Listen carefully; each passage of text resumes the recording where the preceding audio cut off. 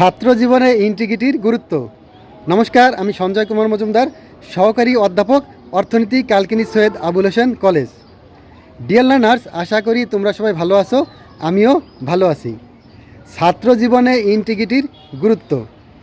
Integrity এটা কী জিনিস? ইন্টিগ্রিটির অর্থ কী?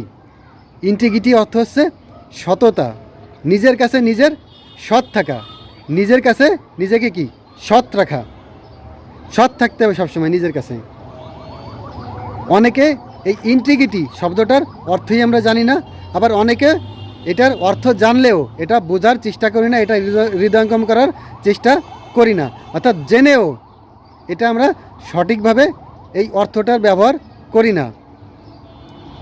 আবার অনেকে জানলেও না জানার ভান করে থাকি। কিন্তু এই ইন্টিগ্রিটি এই শব্দটা এটা আমাদের জীবনে, শিক্ষা জীবনে, ছাত্র জীবনে অত্যন্ত গুরুত্বপূর্ণ হিসেবে পরিচিত। এই অর্থটা আমাদের জীবনে খুবই গুরুত্বপূর্ণ। ছাত্র জীবনে, বিশেষ করে ছাত্র জীবনে ইন্টিগ্রিটি, ছাত্র জীবনে না, তোমার পুরো লাইফটাই ইন্টিগ্রিটিটা খুবই গুরুত্বপূর্ণ। ছাত্র জীবনে ইন্টিগ্রিটির গুরুত্ব অপরিসীম।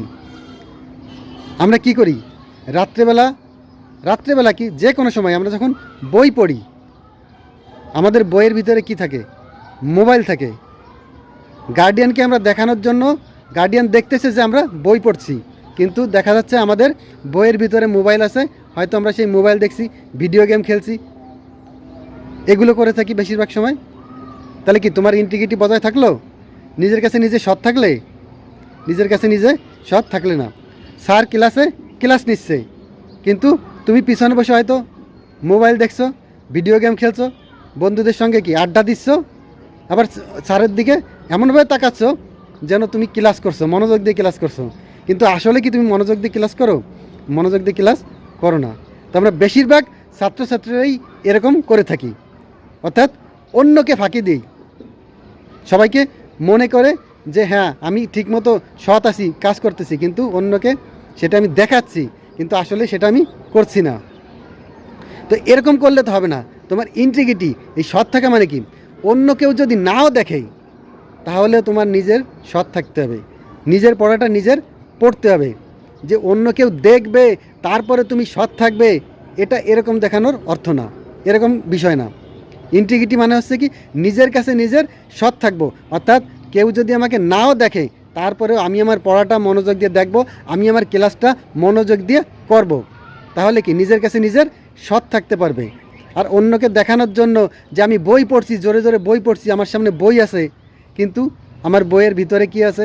মোবাইল আছে, আমি মোবাইল দেখছি, ভিডিও গেম খেলছি, এরকম করলে সেটা তোমার সততার পরিচয় হবে না, সেখানে তোমার ইন্টিগ্রিটির পরিচয় হবে না।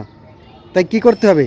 তোমাকে এই ছাত্র জীবনে ইন্টিগ্রিটি এটা বজায় রাখতে হবে, নিজের কাছে নিজেকে সৎ রাখতে হবে। তুমি যদি এটা করতে পারো তাহলে দেখবে তুমি জীবনে সফল হবে, ভালো রেজাল্ট করতে পারবে। তাহলে আমরা পরবর্তী ক্লাসে অন্য কোনো বিষয় নিয়ে আলোচনা করব। তোমরা সবাই ভালো থাকবে, পড়ালেখার সঙ্গেই থাকবে। সবাইকে ধন্যবাদ।